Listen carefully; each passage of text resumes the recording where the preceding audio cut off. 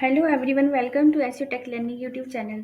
तो गाइज, आज की वीडियो में मैं आपके लिए एक बहुत ही अमेजिंग टॉपिक लेकर आई हूँ, जिसमें हम जानेंगे कि जैसे अगर आपकी कोई वेबसाइट है, आप चाहते हो कि उसके कुछ पेजेस ऐसे हैं जिसको आप क्रॉलिंग नहीं करवाना चाहते या उसे कोई इंडेक्सिंग नहीं करवाना चाहते। तो आज की वीडियो में हम जानेंगे कि इस टेक्निक की हेल्प से हम उसको किस तरह से कंट्रोल कर सकते हैं। ठीक है। और इसमें जानेंगे कि हमें किस तरह से रोबोट टेक्स्ट जो फाइल होती है उसको किस तरह से हमने जनरेट करना है और कैसे सबमिट करना है। तो अगर मैं प्रैक्टिकली भी बताऊंगी तो मेक श्योर कि आपको वीडियो स्किप नहीं करनी है, पूरी एंड तक आपको वीडियो देखनी है। ठीक है। तो चलिए गाइस, सबसे पहले मैं आपसे बात करती हूँ कि जो रोबोट टेक्स्ट है ये क्या होता है। देखिए, भले ही इसका नाम थोड़ा सुनने में डिफिकल्ट सा लग रहा है और बट ये बहुत ही इजी प्रोसेस है। ठीक है। तो इसमें अच्छे से कोशिश करूंगी कि मैं आपको अच्छे से समझा पाऊँ। तो गाइस, चलिए मैं आपको एक सबसे पहले आपको एक बेस्ट एग्जांपल देती हूँ। ठीक है। सपोज दैट के लिए कि जैसे कोई मेरे पास बैंक की वेबसाइट है। ठीक है। इस पे क्या है कि इस पे मेरी पूरी इंफॉर्मेशन है, मीन जो हमारे पासवर्ड है या क्रेडिट कार्ड और डेबिट कार्ड की जो भी इंफॉर्मेशन है वो इस वेबसाइट पर है। और हमने जो भी इंटरनेट मार्केटिंग की है उसकी डिटेल्स भी है। तो ये सारे पेजेस मेरे लिए तो मेरी प्राइवेट इंफॉर्मेशन है, मीन्स की मेरी पर्सनल इंफॉर्मेशन है। और जो बैंक के यहाँ पे ऑनर है और या जो इस वेबसाइट के ऑनर है, उनके लिए ये सारी जो इंफॉर्मेशन है वो एक कॉन्फिडेंशियल इंफॉर्मेशन है। लेकिन जो यहाँ पे क्रॉलर होगा, यानी कि वो एक बॉट है। ठीक है। उसके लिए सिर्फ ये एक डाटा है, मतलब उसको लगेगा कि यहाँ पे पेज पे कुछ इंफॉर्मेशन लिखी है। ठीक है। उसको तो समझ नहीं आएगा कि क्या है। और उसको क्या करेगा, वो जो क्रॉलर होगा वो ऐसे पेजेस को जो है वो भी कई बार इंडेक्स करवा लेता है या क्रॉलिंग करवा लेता है। ठीक है। तो गाइस, जैसे मैंने भी आपको एग्जांपल में बताया कि जहां पर हमारे जैसे यूजर की कोई इंपॉर्टेंट इंफॉर्मेशन पड़ी हो, ये यूजर मतलब या फिर कहूँ कि जैसे कुछ ऐसे पेज जिनको हम रैंक नहीं करवाना चाहते और ना ही इंडेक्स करवाना चाहते हैं। ठीक है। तो गाइस, यहाँ पे जो हमारे पास सर्च इंजन होता है ना, इसके पास जो सबसे पहले वर्किंग का प्रोसेस होता है वो होता है क्रॉलिंग। ठीक है। कि जो भी पेज आएगी उसको हमने क्रॉल करवाना है। ठीक है। बट गाइस, हमें क्या करना होता है कि जो हम क्रॉलिंग पर ही हमें उसको रोकना होता है कि आपके जिस पेज को आप क्रॉल नहीं करवाना चाहते, आपको वहीं पे उस क्रॉलिंग को एक कमांड देनी होती है कि जिससे वो आपका जो पेज है वो क्रॉल ना हो सके और ना इंडेक्स हुए। और ना ही आपको उसकी अगर रैंक की कोई नीड है तो हमें ऐसे पेजेस को जिन पर आप चाहते हैं कि क्रॉलिंग ना हुए और सर्च इंजन का क्रॉलर भी आए, ताकि वो उस पेज पर ना जाए और ना ही उस पेज को पढ़े और ना ही उसे कोई इंफॉर्मेशन मिले। तो ऐसे पेजेस को हमें ऐड कर देते हैं रोबोट टेक्स्ट डॉट फाइल में। ठीक है। अब जानते हैं कि जो रोबोट टेक्स्ट फाइल है कि इसका फॉर्मेट कैसा होता है और इसको किस तरह से हम जनरेट करते हैं। ठीक है। तो गाइस, सबसे पहले मैं आपके पास यहाँ पे एग्जांपल लेती हूँ। जैसे मैंने यहाँ पे ये मेरी वेबसाइट है, जब भी मैं इसके बाद एंटर करूंगी रोबोट्स डॉट टेक्स्ट। ठीक है। तो गाइस, आपको यहाँ पे हमेशा ध्यान रखना है कि कई बार मिस्टेक्स हो जाती है कि हम लिख लेते हैं रोबोट, एस लगाना भूल जाते हैं, तो हमारे पास डाटा पूरा नहीं आता है। ठीक है। तो आपको हमेशा रोबोट्स डॉट टेक्स्ट लिखना है। और यहाँ पे ध्यान रखने वाली जो आपकी मेन बात है वो है कि जो ये टेक्स्ट है ये एक एक्सटेंशन है और जो रोबोट्स है वो एक फाइल है जहां पर हमें क्रॉलिंग को स्टॉप करवाते हैं या ठीक है या क्रॉलिंग को कंट्रोल करते हैं। ठीक है। और जो आपकी फाइल होगी ना, ये हमेशा टेक्स्ट की फॉर्मेट में होती है। ठीक है। अब देखिए, जैसे यहाँ पर मेरे पास कोई कोड आया, सबसे पहले मैं क्या करती हूँ कि इस कोड को यहाँ से कॉपी कर लेती हूँ। देन मैं इसको नोट पैड पे रखती हूँ, फिर मैं आपको वहाँ पे इजीली समझा पाऊंगी कि किस तरह से रखना है। तो जैसे मैंने यहाँ पे ऑलरेडी कोड रखा हुआ है, तो गाइस आपको यहाँ पे सबसे पहले जो दिख रहा है जैसे कि यूजर एजेंट। ठीक है। इसके आगे आपको यहाँ पे स्टार दिख रहा है, फिर डिस अलाउ है, फिर देन अलाउ है।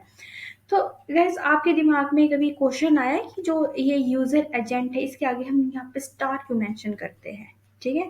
तो चलिए मैं बता देती हूँ कि कई बार क्या होता है कि जैसे हम चाहते हैं कि जैसे कोई गूगल का बॉट है कि या कोई सर्च इंजन, मतलब जो जो भी सर्च इंजन है उसका जो बॉट है वो इस जो हमारी वेबसाइट का जो पेज है जिसको हम क्रॉल नहीं करवाना चाहते। ठीक है।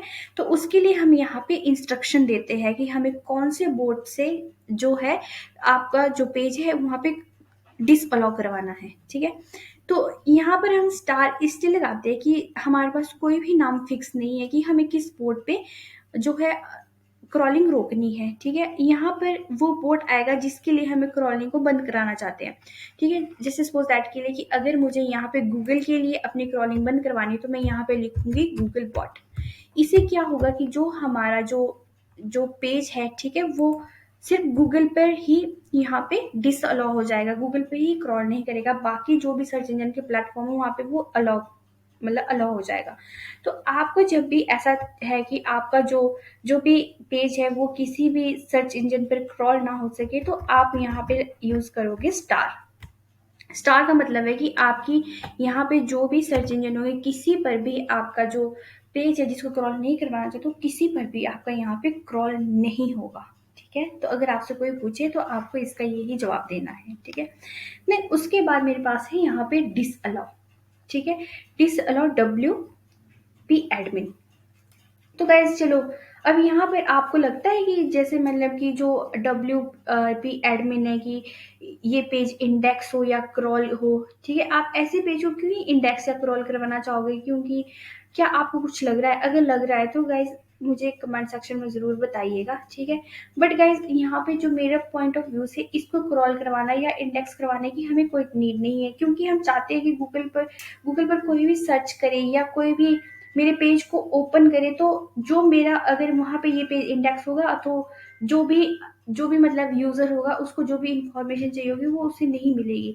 कई बार क्या होता है कि जैसे कोई यूजर अगर कोई भी वेबसाइट पे कुछ भी सर्विसेज मेरे सर्विसेज से रिलेटेड कोई भी क्वेरी सर्च करे, तो मैं चाहूंगी ना कि तो जो उसको जो है मेरा रिजल्ट दिखाई दे। ठीक है, बट हम ये तो नहीं दिखाना चाहेंगे कि यूजर को कि इसको दिखाने का हमारे को क्या फ़ायदा होगा। ठीक है, तो ऐसे भी बहुत से केसेस होते हैं, तो ऐसे केसेस में भी हम यहाँ पे रोबोट टैक्स का फाइल यूज़ करते हैं, देन इसको हम डिसअलाउ कर देते हैं। ठीक है, तो गैस अब देखिए, अब यहाँ पे बात आती है कि ठीक है कि अब हम रोबोट टैक्स में तो वही चीज़ ऐड करते हैं जिसको हमने डिसअलाउ करवाना होता है, बट यहाँ पर अलाउ का क्या काम है? ठीक है, तो चलिए आपको भी मैं ये एक बेस्ट एग्जांपल से समझाती हूँ कि सपोज दैट के लिए कि जैसे मेरी कोई ई कॉमर्स की वेबसाइट है। ठीक है, जैसे मैं चाहती हूँ कि जैसे सपोज दैट के लिए 1 मिनट मैं इसको यहाँ पे कॉपी कर लेती हूँ, फिर मैं आपको समझाती हूँ। ठीक है, जैसे देखिए मेरी कोई ई कॉमर्स की वेबसाइट है। ठीक है, तो मेरी जो सर्विस है वो है मेरी क्लिट्स क्लोथिंग से रिगार्डिंग है। ठीक है, तो मैं क्या चाहती हूँ कि मैंने क्या कर दिया, यहाँ पे इसको कर दिया है डिसअलाउ।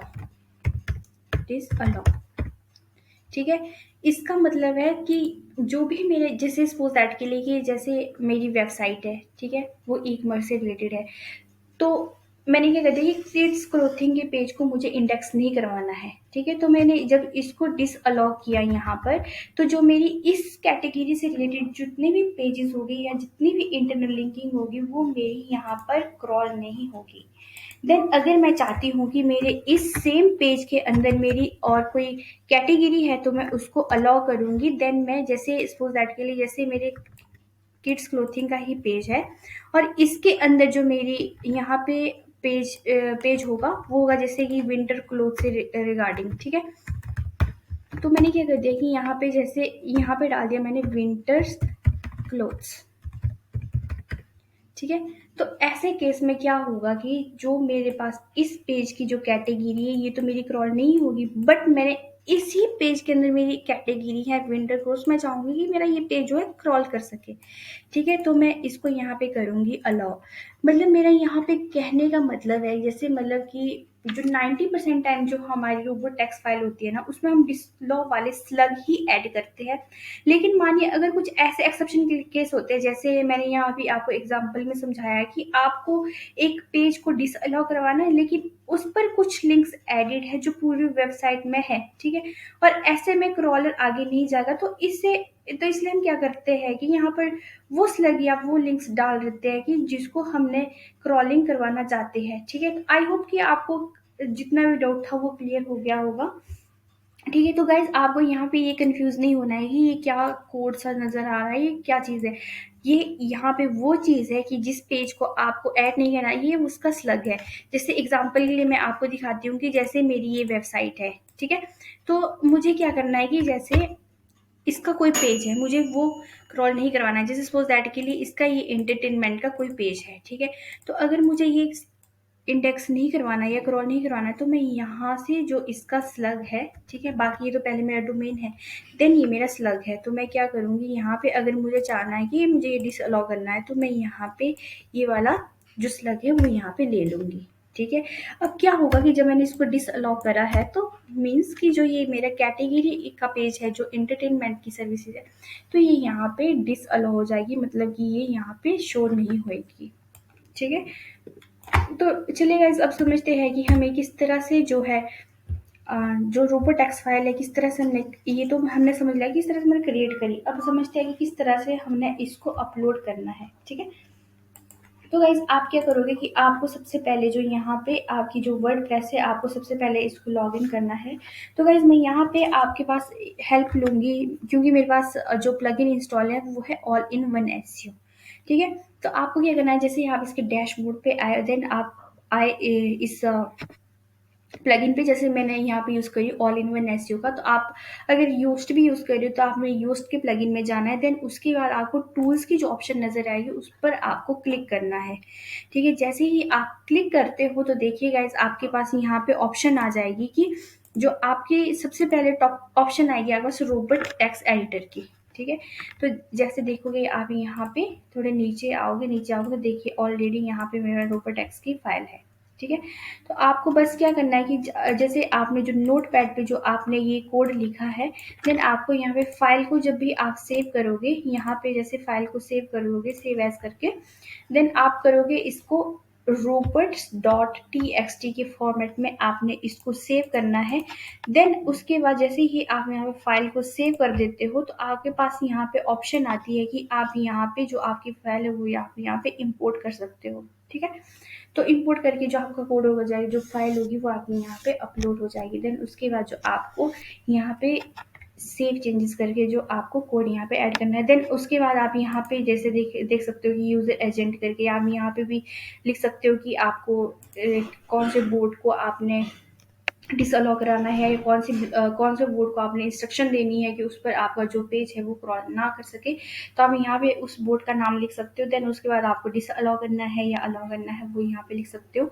और जो आपको वैल्यू देनी है आप यहाँ पे आपको वैल्यू ऐड करनी है, जैसे कि मैंने यहाँ पे ऑलरेडी वैल्यू ऐड की हुई है। देन उसके बाद आप सेव चेंजेस कर लोगे तो जो आपकी रोबोट टेक्स्ट फाइल होगी वो फाइनली अपलोड हो जाएगी। तो आई होप गाइज कि आज की वीडियो में आपने सीखा कि किस तरह से हमें रोबोट टेक्स्ट फाइल को अपलोड करना है या किस तरह से हमें इसको क्रिएट करना है। तो ऐसी ही अमेजिंग वीडियो देखने के लिए अगर आपने अभी तक मेरे चैनल को सब्सक्राइब नहीं किया है तो जल्दी से मेरे चैनल को सब्सक्राइब कीजिए और साथ ही में बेल आइकन को दबाना भी ना भूलें, ताकि जो मेरी अपकमिंग वीडियो है उसकी नोटिफिकेशन आपको सबसे पहले मिल सके। एंड गाइज अगर आपको इस वीडियो से कुछ भी सीखने को मिला है तो कमेंट सेक्शन में ज़रूर बताइएगा। ठीक है। एंड गाइज चलिए आपके साथ मिलूंगी जल्दी ही एक नई वीडियो में, तब तक के लिए bye bye and thanks for watching this video.